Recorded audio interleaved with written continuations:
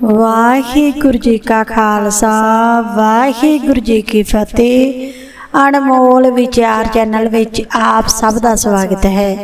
अपनी अज की वीडियो शुरू करने तो पहला आप जी के चरणों के विच बेनती आ कि वीडियो नू पूरा अंत तक जरूर सुनियो जे, क्योंकि अज की वीडियो जीवन जाच आ। अज की वीडियो दे विच साडे बजुर्गां ने जां फिर कई तजुर्बेकार इंसानां ने यह मत दित्ती आ कि सानू अपनी जिंदगी दीयां कुछ गल्लां हर एक दे नाल सांझियां नहीं करनियां चाहीदियां, क्योंकि साडी जिंदगी विच कुछ ऐसियां गल्लां कुछ ऐसियां घटनावां हो जांदियां ने जो सानू सिर्फ ते सिर्फ अपने तक सीमित रखनियां चाहीदियां ने, दूजियां नूं नहीं दसनियां चाहीदियां।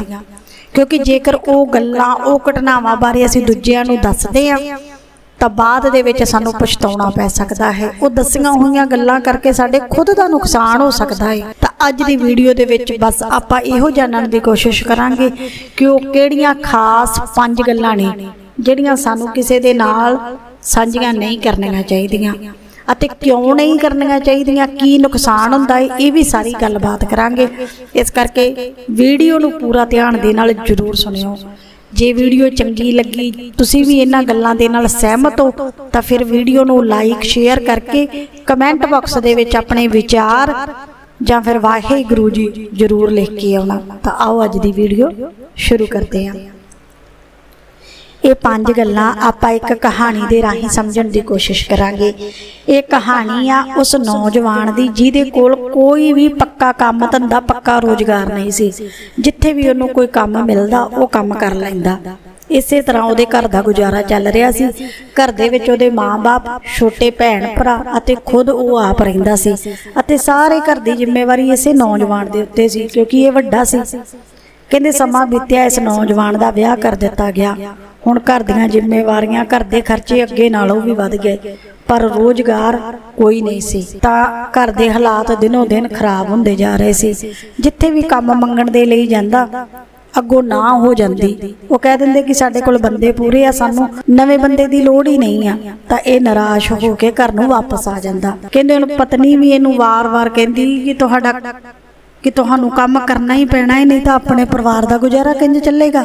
ये बड़ा दुखी बड़ा परेशान हो गया। इन्हें सारी गल अपने रिश्तेदारां नूं भी दसी कि मैं बड़ा तंग आ। रिश्तेदारां ने सलाहां तां बहुत दित्तियां पर मदद किसी ने नहीं की, क्योंकि ये तो आपां नूं सब नूं पता है कि माड़े बंदे दी बांह कोई नहीं फड़दा। माड़े बंदे नूं सलाहां बहुत दे दित्तियां जाणगियां पर अगे हो के साथ कोई नहीं दिंदा। तो बस इनू भी अपने रिश्तेदार दोस्त मित्रां तो सलाहां तां बहुत मिल गईयां पर किसी ने कोई भी इहदी मदद ना की।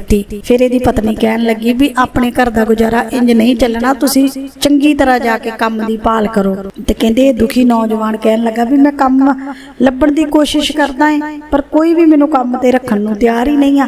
तो पत्नी कहन लगी भी तुहानू काम मंगण दी जाच ही नहीं आ, जाके अगले नूं अपने घर दी मजबूरी दसो कि मैनू पैसे दी किन्नी लोड़ आ, मेरे घर दे विच पैसे दी किन्नी तंगी आ। तो हो सकदा तुहाडे ते कोई तरस करके तुहानू काम ते रख लवे। ते कहंदे इह नौजवान नूं अपनी पत्नी दी गल वधिया लगी भी हो सकदा है यही तरीका काम कर जावे।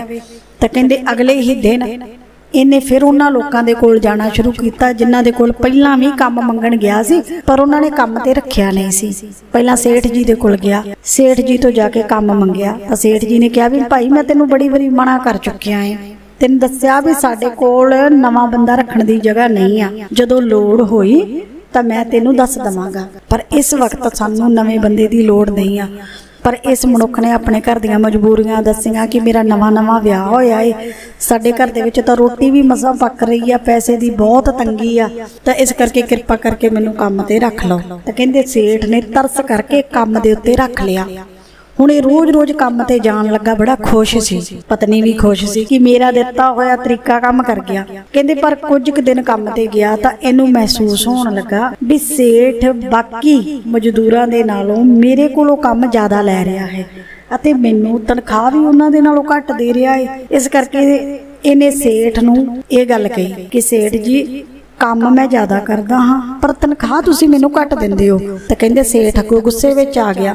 वो कहण लगा भी एक तां मैं तैनूं तेरी मजबूरी देख के काम ते रखिया है, उत्तों तू मैनूं इदां दीयां गल्लां करदा है, जे तू नहीं काम करना तो बेशक हट जा, मैनू तो बंदे दी लोड़ ही नहीं सी, मैं तो तेरी मजबूरी करके तेनू काम दिता है।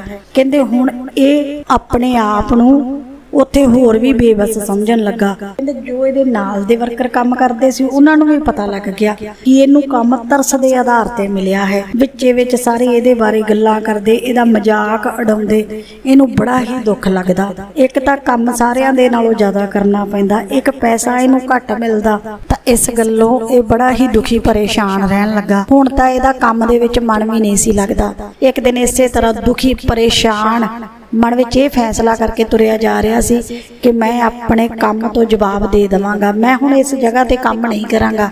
पर नाल ही नाल मन दे विच यह चिंता भी सी कि जेकर इस काम नूं जवाब दे दिता तो फिर मेरे घर का गुजारा किंज चलेगा। इस करके इहदी चिंता होर भी वध गई कि ना काम कर सकदा सी, ना काम छड्ड सकदा सी। भाव कि वह मनुख अपने लिए कोई भी सही फैसला नहीं सी लै पा रहा। इदां ही सोचते सोचते तुरया जा रहा सी तां रस्ते दे विच देखिया कि एक थां ते एक संत जी प्रवचन कर रहे ने। बहुत सारे लोग उन्हां दीयां गल्लां नूं बड़े ध्यान दे नाल सुन रहे ने अते उस संत बारे उस मनुख ने सुनिया सी कि इन्हां दे कोल हर एक मुश्किल दा हल हुंदा है। तो कहते आप मुहारे ही इस नौजवान के पैर वो संत जी वाल मुड़ पे भी चलो मैं भी अपनी मुश्किल का हल संत जी तो पुछ के देखदा हाँ, इन्हां दी सलाह लैके देखदा हाँ, हो सकता मैनू सही सलाह दे देन। तो कहते इस मनुख ने संत जी दे कोल जाके अपनी जिंदगी की सारी गलबात संत जी नूं दसी कि संत जी इस तरह मेरे घर विच गरीबी सी, घर के गुजारे नूं चलाउण दे लई मैं अपनी बेबसी अपनी मजबूरी दस के मसां ही एक काम का इंतजाम किया सी। सेठ ने मैनू काम ते तां रख लिया पर बाद विच मेरी उस मजबूरी का फायदा चुकण लगा। मेरे कोलों काम सब तो ज़्यादा लैंदा है ते पैसे मैनू घट दिंदा है। इस करके मैं हुण दुखी परेशान रहन लगा हाँ। मेरा दिल नहीं करता कि मैं उत्थे जाके काम करा क्योंकि नाल दे साथी भी मेरा मजाक उड़ाउंदे आ कि ये बंदा इन्ना मूर्ख आ। तो मैं ये फैसला किया है भी मैं इस काम नूं छड्ड देवां, पर इस फैसले दे उत्ते भी मैं सही टिक नहीं पा रहा क्योंकि मैनू अपने घर के गुजारे की भी चिंता है। तो संत जी ने कहा पुत्र पहला तू आराम दे नाल बैठ, मैं तेनू दसदा हाँ कि तू अगे की करना है। तो संत जी ने कहा कि पुत्र पहला तू बिना सोचे समझे इस काम की चोण कर लई। तू अपनी बेबसी अपनी मजबूरी दस के काम करना शुरू कर दिता सी। हुण बिना सोचे समझे काम नूं छड्ड के वो गलती नूं दोहरावी ना। तो नौजवान ने कहा तुसी दसो संत जी मैं की करा।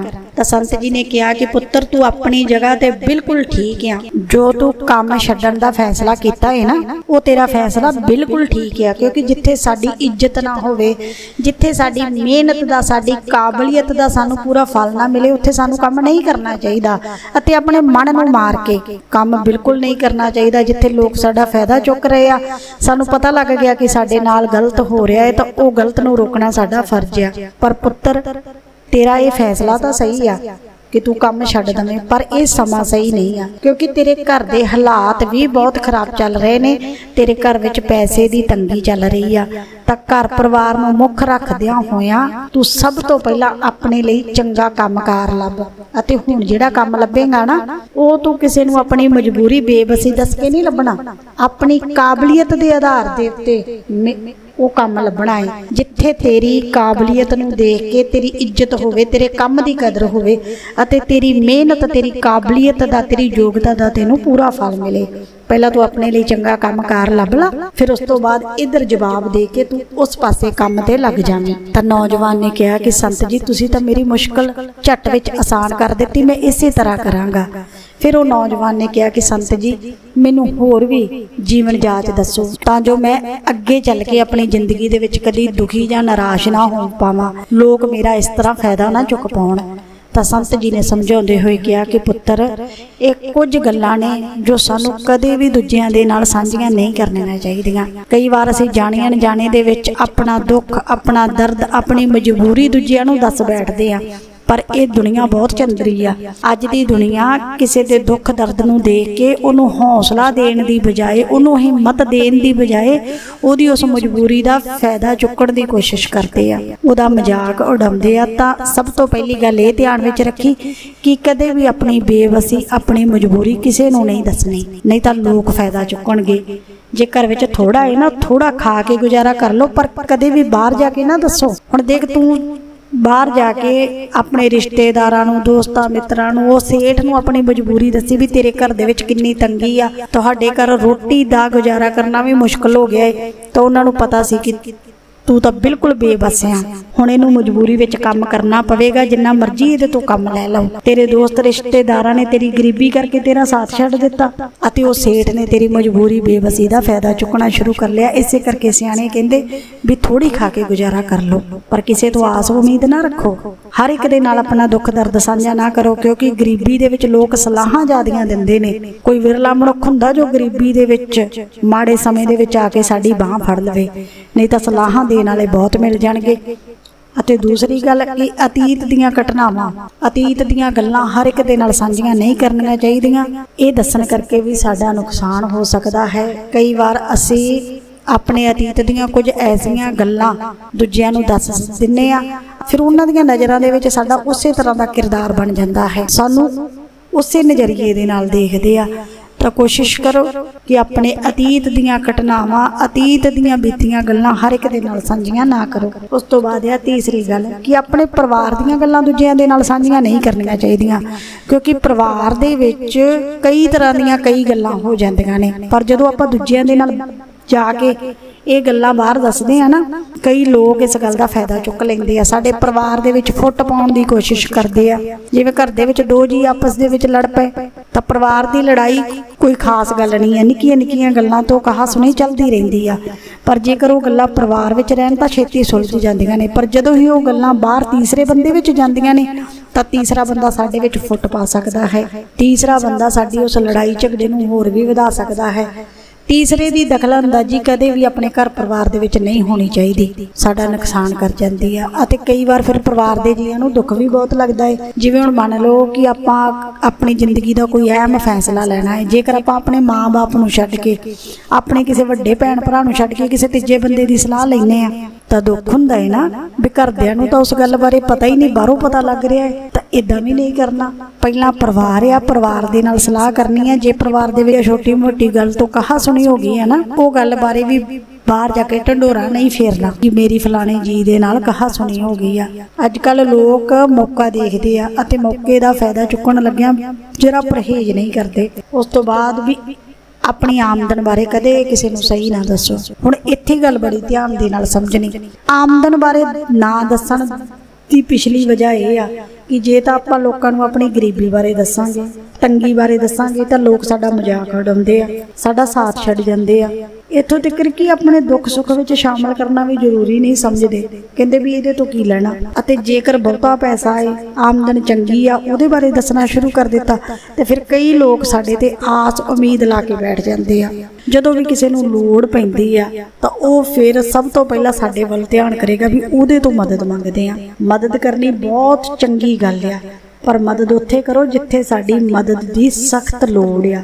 किसी लोड़वंद जरूरतमंद की बांह फड़ो। ये नहीं कि किसी ने अपने शौक पूरे करने आ, फजूल खर्ची करनी आ, जिस चीज़ तो बिना सरदा है पर साडे पैसे नूं देख के वो छाला मार रहा भी चलो इधरों मदद मंग लैने आ, अपनी वो लोड़ जरूरत नूं पूरी कर लेने, तो उत्थे परहेज रखना चाहिए है। मुक्कदी गल ये आ कि तुहाडे पैसे नूं देख के लोकां ने तुहाडे तो आसां उम्मीदां ज़्यादियां ला लईआं ने। फिर जेकर तुहाडे तो हर एक आस उम्मीद दे उत्ते खरा ना उतरिया गया, भाव कि मदद ना कीती गई, तो तुहाडे रिश्तिਆਂ ਦੇ ਵਿੱਚ दरार आ जाएगी, रिश्तिਆਂ ਵਿੱਚ ਫਿੱਕ पै जाएगी। तो इसे करके कहा जाता भी अपने पैसे नूं भाई संभाल के रखो, पैसे का बहुता विखावा नहीं करना चाहिए, अपने पैसे बारे बहुता दसना नहीं चाहिए। ਅਤੇ उस तो बाद कहते भी अपनियां कमजोरियां ਜਾਂ फिर अपनी ताकत बारे भी दूजिਆਂ ਨੂੰ नहीं दसना चाहिए, अपनियां भविख ਦੀਆਂ योजनावां बारे भी दूसरिਆਂ ਨੂੰ नहीं दसना चाहिए। क्योंकि ਜਦੋਂ ਆਪਾਂ ਭਵਿੱਖ ਦੀਆਂ योजनावां बारे दूजिਆਂ ਨੂੰ दस ਦਿੰਨੇ आ, एक तो साडा उत्साह चाह खत्म हो जाता है, एक दूसरिਆਂ ਦਾ ध्यान साडे ते हो जाता है। कदे भी ये गल अजमा के देख लियो, ਜਿਹੜਾ ਕੰਮ ਆਪਾਂ हर एक ਨੂੰ दस के करते हैं ना भी मैं फलाना काम शुरू करन जा रहा है, उन्हां ਕੰਮਾਂ ਦੇ ਵਿੱਚੋਂ बहुते ਕੰਮ निपरे चढ़ ही नहीं पाउंदे, क्योंकि सब का ध्यान हो जाएगा। सब ने वारों वारी पूछना शुरू कर देना भी हाँ भाई काम शुरू कर लिया, कित्थे पहुंचिया। फिर लोगों का डर, एक चिंता, एक बोझ जिहा मन दे उत्ते बनिया रहिंदा। फिर साडा फिर असीं अपने काम नूं चाह उत्साह दे नाल नहीं करदे, एक बोझ जिहा बना के करदे आ। उस तो बाद सियाणे कहंदे भी कि बहुते लोकां नूं अपने दोस्तां जां दुश्मनां बारे भी नहीं पता लगना कि फलाणे दे नाल मेरी दोस्ती किन्नी गहरी आ, वो लोग साडी दोस्ती दे विच फिक पा सकदे आ। तां इह कुछ क गल्लां ने जो साडे सियाणे कहंदे भी अपने तक सीमित रखो। ये गल्लां पर्दे विच रहण तां चंगा हुंदा है, जदों पर्दे तो बाहर आउंदियां ने तां साडा नुकसान करदियां ने। ते जे महापुरख जी कहंदे हुंदे ने अपने कीते होए दान पुण्य बारे अते अपनी भगती बारे भी नहीं दसना चाहिदा, क्योंकि कीता होया दान पुण्य अपनी भगती बारे बहुते लोकां नूं दस के असीं गुरु चरनां तो दूर हो जाने आ, क्योंकि साडे मन विच किते ना किते अपनी भगती अपने दान पुण्य दा हंकार भी आ सकदा है। तो ये कुछ क गल्लां ने जिहड़ियां सानूं साडे बजुर्ग साडे महापुरख दूजिआं नूं ना दस्सण दे लई कहंदे आ। जेकर अज दी ये वीडियो तुहानूं चंगी लगी है तो इहनूं लाइक ते शेयर कर दो, पर जे किसी दे मन नूं कोई ठेस पहुंची होवे तां भाई माफ़ कर देना, क्योंकि अज दी वीडियो बनाउण दा मकसद किसी दे मन नूं ठेस पहुंचाउणा नहीं सी। सिर्फ ते सिर्फ अपनी जिंदगी दे विच कुछ गल्लां सानूं लुको के अपने तक सीमित रखनियां चाहीदियां ने, बाकी करनी तां सब ने आपो अपनी मर्जी आ। अते अज दी जो कहानी आप जी दे नाल सांझी कीती आ, ये कहानी सिर्फ समझाउण दे लई आ, इहदा किसी दी असल जिंदगी दे नाल कोई तालमेल नहीं आ।